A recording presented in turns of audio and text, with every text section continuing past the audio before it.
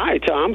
Hey. I've been an avid studier of history my whole life, and one thing that I have gotten from it is that every authoritarian regime in history has used force to control its public in order to stay in power. And I just find it very hard to believe that any organization that has been planning the complete destruction of our democracy would not have an organized plan to violently control any public dissent, not just our leaders. So my question is, what is this plan? Does it involve our armed forces, private mercenary groups, Russia? Well, are the big data companies involved? You know, there's a hard way to do it, and there's a soft way to do it. And the hard way to do it is what you're talking about, RJ. You know, the police show up at your house and haul you off. And some of these regimes are doing this. I mean, in Hungary, Viktor Orban had a guy arrested for calling him a dictator on Facebook. But the soft way is the way that Trump is promoting, and that a lot of countries use. And that is, if you speak out, you are accused of libel or slander, you are sued, you go to court, and they basically take away everything you own.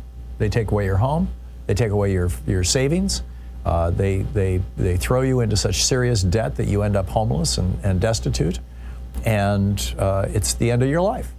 And when that happens to a couple thousand or a couple 10,000 people, everybody just shuts up and goes along.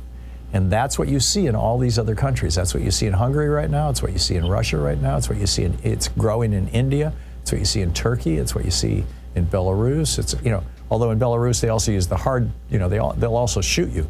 But that soft strategy, which is what Trump advanced literally to, you know, yesterday when he won that, or, you know, when the judge said, yes, we'll allow this case to advance, his lawsuit against George Stephanopoulos.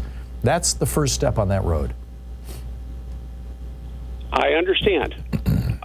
But I guess my question is that with this country's long history of democracy and freedom of speech, how long will it be before the people actually say enough is enough? And at that point, wouldn't there be an actual violent attempt to quell an insurrection that would be absolutely justified? Yeah, well, that's what it leads to ultimately. I mean, that's what you saw in Belarus a couple of years ago when people showed up in the streets. What concerns me the most, Tom, is that there are so many militant, especially religious groups, fundamentalist groups, that have been literally arming and training themselves. Yep.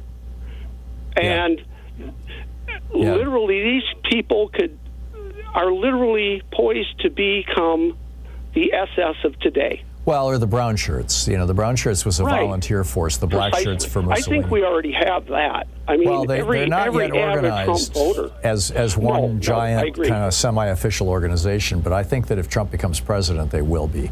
RJ, I got to move along, but I share your concerns. Thank you so much, and thanks for listening to 1680 AM there in Greenville, Michigan.